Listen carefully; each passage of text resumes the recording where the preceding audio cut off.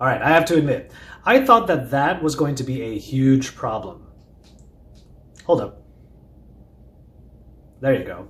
I thought this was going to be a big problem. The hole-in display, the punch hole display, the Infinity O display, whatever you want to call it. But I have to give so much credit to the Samsung Galaxy S10 community for making that one of the most fun parts of this new phone. It even got so viral that if you look in the Galaxy store, there's an entire section just for cutout wallpapers. Now, you know I had to get in on it myself. The thing is, what I wanted to put in that cutout wasn't really available, so I had to make one myself. If you want a copy of this Megaman X wallpaper that I created, well, do me a favor, watch the rest of this video, and then you can go in the description down below to get one for yourself. But hey, it's Joshua Vergara. What's going on, everybody? And it's time to answer the question, who is this Samsung Galaxy S10 Plus for?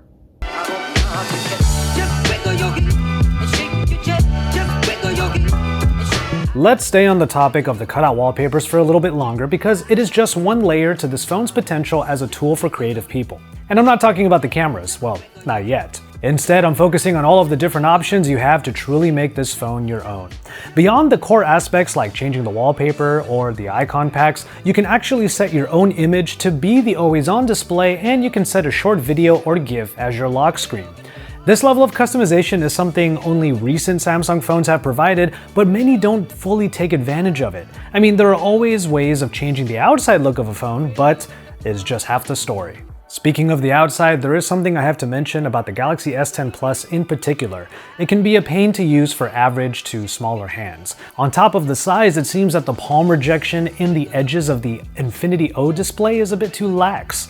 I've accidentally pressed elements on the edges way too often with my palm, especially the Edge UI bar. Thankfully, there are two other sizes of the phone that are available, so here's my advice. Unless you want to have literally everything Samsung offers in the S10 line, try all of them out in a local store and see which one is the most comfortable. I don't want anyone out there to skimp out on quality of life aspects when it comes to a big purchase like this. But you know what? I really don't blame anyone for really wanting the S10 Plus. After all, it is the most feature-packed phone of the lineup. The only thing that's really missing is an S Pen, otherwise this really would be the most stacked phone Samsung has made to date. There's no question performance is at a high level with the latest Snapdragon or Exynos chip depending on where you are, but then the RAM can get up to 12 gigabytes in the top tier model. That model even comes with 1 terabyte of storage. But if you don't have the money for that, you can always just expand the base model with micro SD cards.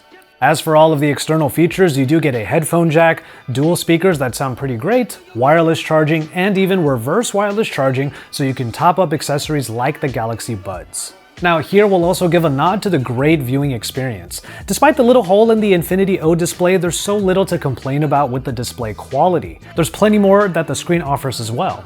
The always-on display is clean and highly functional, for example. But of course, we have to talk about biometrics, and there's of course that fingerprint reader, the ultrasonic in-display fingerprint reader. Once you get your fingerprint set up on here, hard presses are actually not required for it to unlock.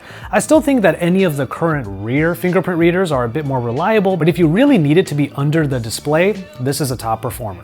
Samsung makes its case with the gaming community by having a vapor cooling chamber in the Galaxy S10 Plus. And true to its purpose, I haven't noticed the phone get warm at all while gaming or really during anything intensive. I'm still trying to get Dante in Shin Megami Tensei, and then CSR Racing 2 just looks so good on here. Now here's the thing, the vapor cooling chamber is only available in the Plus model. That does kind of make sense though. This is the phone uniquely positioned at the top of the line, capable of doing just about anything you can throw at it. And it will also be able to handle all of your tasks, work or play, for the longest time as well. I mentioned this during my first looks at the phone. Going down to the middle child, Galaxy S10 will be a hard sell for anyone that wants longevity because there's a big dip in the battery capacities. 4100 mAh is a lot for the S10 Plus, and it has absolutely been able to go the distance during my near month of using this phone. My favorite anecdote? The fact that I spent an entire plane ride catching up on episodes of My Hero Academia and video podcasts on YouTube, leading to a final screen on time of over 9 hours. Even better than that, the fact that I've been able to get close to that amount of SOT multiple times since then. Now, to get the most out of the battery life in the S10 Plus, there are a lot of power-saving options. By default, for example, the phone puts the resolution at Full HD+. To get even more than that, you can set different levels of power saving that do things like lower the CPU usage and turn off the always-on display. So if you're hurting for battery life, there will often be plenty. Alright, this one's an obvious one, because since the days of TouchWiz, Samsung's user interface has been a polarizing subject. Now we have Samsung One UI, which tries to house all of the typical Samsung features you know and love, or hate, in an easier to digest skin.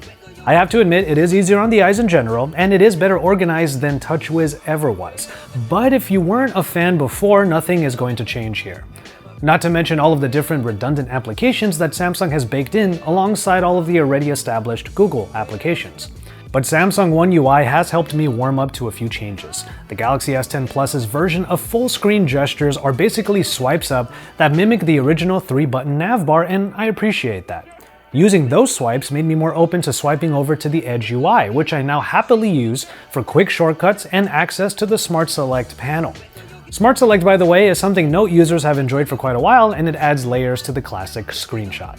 And you know what? It has one of my favorite features, GIF creation.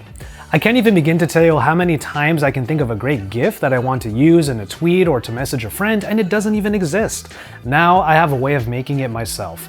If I have a YouTube clip of what I have in mind, I just play it, hit the GIF maker, and use it to make an up to 15-second animation. It's brilliant for those kinds of people who talk in memes or just want to highlight something funny. If you follow me on Twitter, you've probably seen my animation creation work at some point in the past few weeks. On the topic of social media platforms like Twitter, social media junkies have been given a pretty heavy nod with the inclusion of the Instagram mode. This is a big deal for anyone that does stories on the regular, because in the past you had to use the native camera app and then import the final clip or photo into Instagram yourself.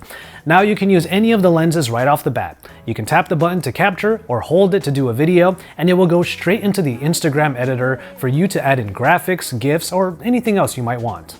There's also an Instagram button that has been added into the Gallery app, so you don't have to mess with the original shared dialogue. But now we can finally talk about creatives, the ones who would use the camera array to post on social media and to do content creation. I literally did that with the Galaxy S10 Plus. Make sure you check out my previous video documenting an entire day in LA and at the Broad Museum recorded entirely on this phone. I couldn't be happier that Samsung added in a wide-angle lens. While I can understand the different purposes of the telephoto lens, wide-angle is an easy way of adding some extra drama to any scene. In general, the camera provides some great quality pictures with proper detail and a little bit of saturation added in. Samsung used to overdo it on the saturation, but that has been dialed back to a level that you can still edit effectively in the gallery, or you could just throw it into your favorite photo application. But for most people out there, the pictures right off the bat will basically be ready to post, hence that Instagram button. Now you can get a little bit fancier with different modes like the live focus, which is basically portrait mode, even though it now uses the main lens and not the tighter framing of the telephoto. The cutouts are generally well done, and there's a soft feathering to the edges, so if it does get the lines wrong, it won't look too jarring. Where the cutout gets fun is with the color point feature, which is the most fun option to use aside from changing the bokeh to things like waves or swirls.